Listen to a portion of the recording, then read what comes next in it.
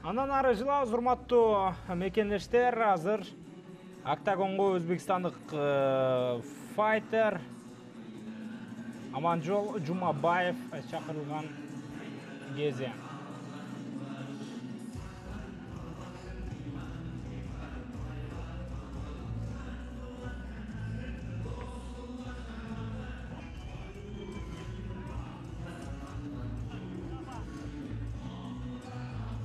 Ошентип Аманжол Жумабаев, казакстандык мушкер, бул мушкер дагы кыска убакытта бул беттеште кабыл алууга макулдугун берген. Өзбекстандык файтер. Анын ата-анашы Чыңгыз Бегматов, Кыргызстан, 61 килограмм салмак чембирлигиндеги беттешке ортоктош болуудабыз. Чыңгыз Бегматов чындыгында өсүп келе жаткан эң бир мыкты мушкерлерибиздин бири. Восток клубунун өкүлү, Жалал-Абад шаары, урматтуу мекендештер. Кикбокс боюнча Кыргызстандын чемпиону, Азиянын 3 жолку чемпиону. Кикбокс боюнча профессионалдуу рекорду дагы бар кикбокс боюнча. 2 жеңишпи, 3 жеңишпи мен жаңылбасам. Андан сырткары Чыңгыз Бегматов ММА боюнча Азиянын чемпиону, Кыргызстандын чемпиону жана дагы башка профессионалдык рингте дагы, октагондо дагы GFC Young Force, World Fighting Championship атамекендик промотерлик компанияларда 2 беттеш өткөргөн буга чейин. Жана анын экөөсүндө тең жеңишке жетишкен. Жалал-Абад облусу, Жалал-Абад шаары. Чыңгыз Бегматов азыр октагонго чыгууга даяр.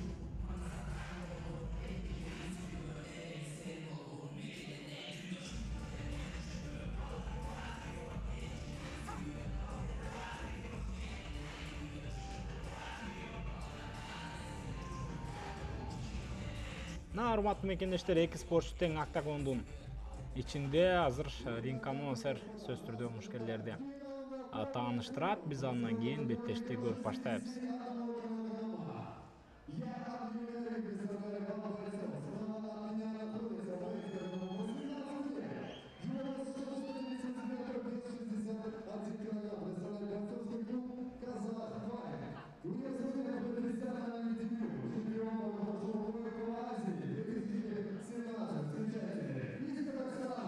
Аманжол Жумабаев өтө жаш мушкер, 18 гана жашта.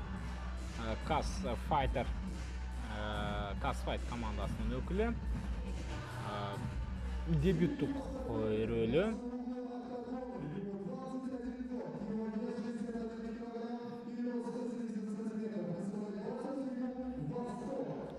Анын ата-анашы мынакей Восток командасынын өкүлү Чыңгыз Бегматов.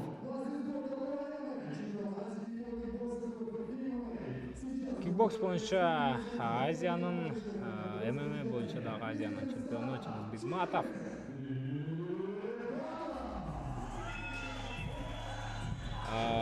Толугу менен беттешүүгө даяр.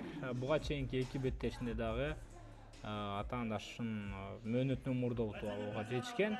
Менимче бүгүн дагы Чыңгыз Бегматовда ошол жолун улантуу мүмкүнчүлүгү түзүлүп турат.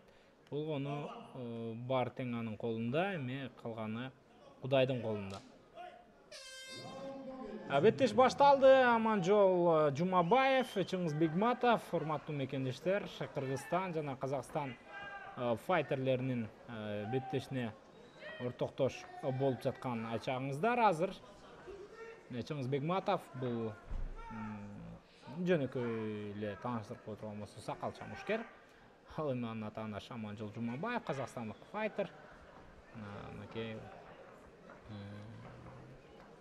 жаш көрүнгөн, көк бурчтан чыккан мушкер. Чыңгыз Бегматов азыр абалды көзөмөлдөп беттеш алып барып жаткан мезгили. Эч кандай бир өзгөчө деле соккуларга бара элек эки тарап тең.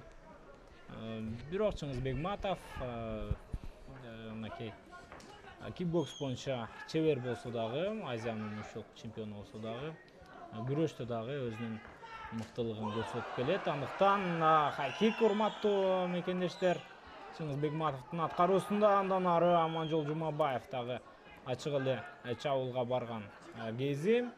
Бирок бир четте Аманжол дагы көбүрөөк мына бутка туруу абалында жакшы беттеш өткөрөрүн көрүүдөбүз.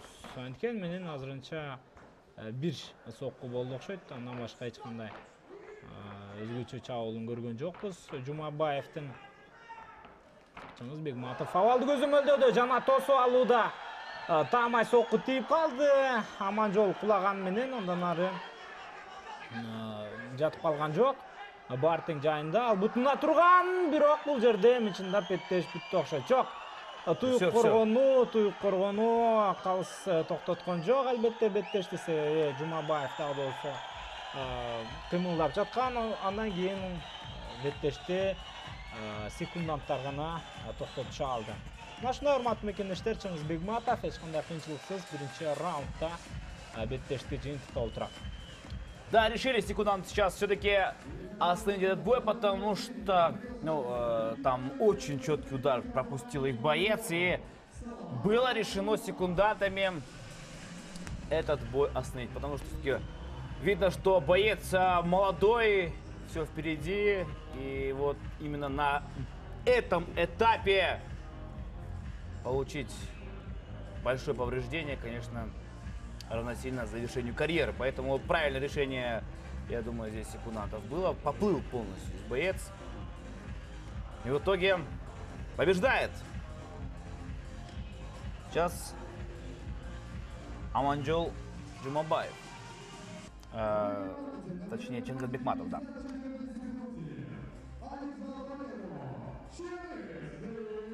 Конечно, каждого из них мы уже в скором времени будем знать в лицо, но пока что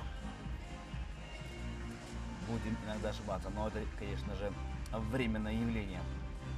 Уверен, что каждый из них уже в скором времени будет топовым бойцом.